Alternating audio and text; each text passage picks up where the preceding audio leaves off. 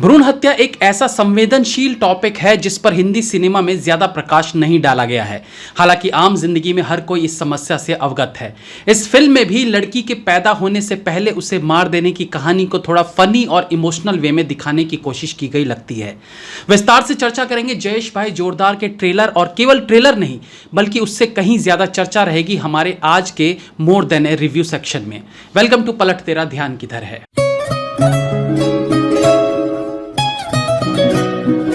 इससे पहले कि ट्रेलर पर चर्चा करें, हम चर्चा करना चाहेंगे फिल्म के टॉपिक पर।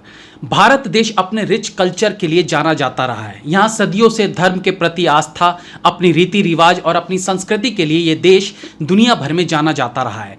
लेकिन इसके विपरीत यहाँ कुछ ऐसी कुरीतियां भी रही हैं, कुछ प्रथाएं ऐसी रही हैं जो चांद के दाग की तरह भारतवर्ष में आज भी लगी हुई है। हालांकि सती प्रथा से लेकर 3 तलाक को कभी कानूनन तो कभी खुद की स्वेच्छा से बंद किया जा चुका है, लेकिन उसके बावजूद आज भी देश में कुछ एक चीजें ऐसी हैं जिन्हें बदलने की जरूरत है, जो केवल सोच बदलने से ही संभव है। जयेश भाई जोरदार फिल्म इन्हीं में से एक बुराई की ओर इशारा करती है और लड़का लड़की एक समान का संदेश देने की कोशिश कर रही है।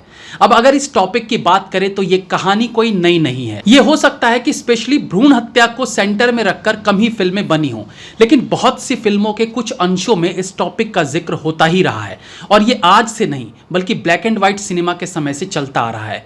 तमाम सामाजिक घरेलू फिल्मों में सास अपनी बहू को लड़का पैदा करने के लिए ताने कसती दिखती रही हैं। बस इस फिल्म का मेन फोकस इसी पर रखा गया है। ये एक सेंसिटिव टॉपिक एक्चुअली था। मुझे लगता है फिल्म को बनाने में थोड़ी देर कर दी गई। हालांकि ये समस्या रूरल एरियाज में आज भी है, लेकिन अब उतना नहीं जितना एक समय में हुआ करता था। आज शहरी नहीं, गांव के भी पढ़े लिखे या इवन अनपढ़ फैमिलीज भी कन्या को स्वीकारने लगे हैं और लड़की से अपेक्षा करते हैं कि वो बेटों की तरह पढ़ लिख कर उनका नाम रोशन करेगी। तो ये कंसेप्ट थोड़ा सा पुराना दिखता है।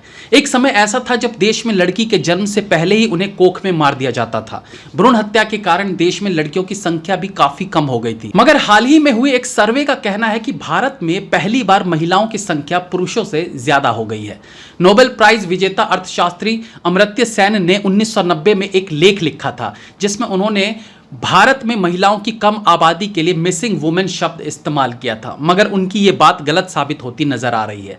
राष्ट्रीय परिवार और स्वास्थ्य सर्वेक्षण का कहना है कि देश में 1000 पुरुषों और 1020 महिलाएं हैं। आजादी के बाद पहली बार ऐसा रिकॉर्ड बना है जब महिलाओं की आबादी 1000 से अधिक हो गई है। हैरानी की बात तो यह है कि गांव की स्थिति शहरों से ज्यादा बेहतर हुई है। NFHS 5 ने गांव और शहर में फर्टिलिटी टेस्ट अनुपात की तुलना की गई है, जिसमें सामने आया कि गांव में स्थिति ज्यादा बेहतर हुई है। गांव में 1000 पुरुषों पर 1037 महिलाएं, जबकि शहर में 985 महिलाएं हैं। इससे पहले NFHS 4 2019-20 में गांव में प्रति 1000 पुरुषों पर महिलाओं की संख्या 1009 थी, जबकि शहरों में यह आंकड़ा 956 का था। यही नहीं, बैंक खाता खुलवाने में भी देश की महिलाएं पुरुषों से काफी आगे हैं। आंकड़ों के मुताबिक देश में 78.6% महिलाएं अपना बैंक अकाउंट खुद ऑपरेट करती है, जबकि 43.3 महिलाओं के नाम पर कोई ना कोई प्रॉपर्टी है। पीरियड्स में 77.3% महिलाएं सैनिटेशन अपनाती हैं। तो इन्हीं कारणों से मैंने कहा था कि यह फिल्म थोड़ी लेट से बनी,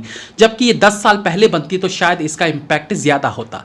अब ट्रेलर की चर्चा करते हैं, जहां पहली बात तो यह कि ट्रेलर में बड़े प्यार से पूरी कहानी को रिवील कर दिया गया है। मुझे समझ नहीं आता कि आजकल निर्माता किस तरह की सोच के साथ ट्रेलर रिलीज करते हैं। कभी कभी तो शक होता है कि कहीं यह भी किसी तरह की स्ट्रैटेजी तो नहीं कि फिल्म की कहानी को ट्रेलर में ही रिवील कर दिया जाए। मे बी मेकर्स ने कुछ सर्वे किया हो और उन्हें कुछ ऐसा रिजल्ट मिला हो कि अगर ऑडियंस मैक्सिमम कहानी ट्रेलर में जान जाए तो उनकी फिल्म देखने की एक्साइटमेंट बढ़ जाती है। ऐसा है तो सर जी मैं कहना चाहूंगा यह गलत है। मैं एक आम ऑडियंस की तरफ फील करता हूं कि ट्रेलर में ज्यादा से ज्यादा वन लाइनर की तरह लोगों को कहानी का पता चले, बट आप पहले सीन से लास्ट तक सीन दिखाकर पूरी कहानी ही बता दो, फिर कोई 300 रुपए क्यों खर्च करेगा सिर्फ आपके उस लास्ट वाले सस्पेंस को देखने के लिए जिसे आपने ट्रेलर में नहीं दिखाया। वो भी ऑलरेडी लोगों को पता रहता है कि फाइनली सब अच्छा होगा, जयेश का पिता मान जाएगा। उससे पहले क्लाइमेक्स के दौरान एक 15 मिनट का इमोशनल ड्रामा जो आई गेस अच्छा ही होगा। गलत ट्रिक है सर जी, चेंज करो इसे। ट्रेलर में बमन ईरानी के अलावा शालिनी पांडे और रत्ना पाठक भी नजर आती है। बमन ईरानी और रत्ना पाठक की एक्टिंग पर शक किया ही नहीं जा सकता। आई एम श्योर कि वो अपने किरदारों को अच्छा निभाएंगी। शालिनी पांडे साउथ की एक्ट्रेस हैं जिन्होंने अर्जुन रेड्डी फिल्म से अपने करियर की शुरुआत की थी, जिसका बाद में कबीर सिंह नाम से रीमेक भी हुआ था। वो एक अच्छी एक्ट्रेस हैं। रणवीर सिंह की अच्छी बात यह है कि वो कुछ न कुछ नया ट्राई करने के लिए उत्साहित रहते हैं, बट एक प्रॉब्लम भी है कि वो इस एक्साइटमेंट को हर किरदार के अंदर भी दिखाने लगते हैं, जिसके कारण कभी कभी वो ओवर एक्टिंग के शिकार हो जाते हैं। आम लाइफ में भी वो इतने एनर्जेटिक रहते हैं कि पर्दे पर भी वो ठंडे से बैठे अच्छे नहीं लगते, बट एक एक्टर जब अपने किरदार में घुसता है तो उस वक्त वो एक अलग इंसान हो जाना चाहिए। यानी रणवीर सिंह जब कैमरे के सामने आए तो जयेश भाई बन जाए, लेकिन उनका वो रणवीर सिंह कहीं ना कहीं उनके कैरेक्टर्स में अपना असर छोड़े रखता है। फिलहाल ट्रेलर ठीक ही लग रहा है, नाम की तरह जोरदार वाली फील तो नहीं है, बट ट्रेलर देखकर फिल्म को प्रेडिक्ट करना जल्दबाजी कही जाएगी। बट फ्रैंकली कहूं तो people will wait for that particular scene, जिसके लिए रणवीर सिंह ने कहा था कि अगर फिल्म देखकर रोना नहीं आया तो पैसे वापस। चलिए, ये तो अब 14 मई को ही पता चलेगा कि यह फिल्म ड्रामेटिक सीन में आंसू निकालती है या फिर हंसी। Have a nice day.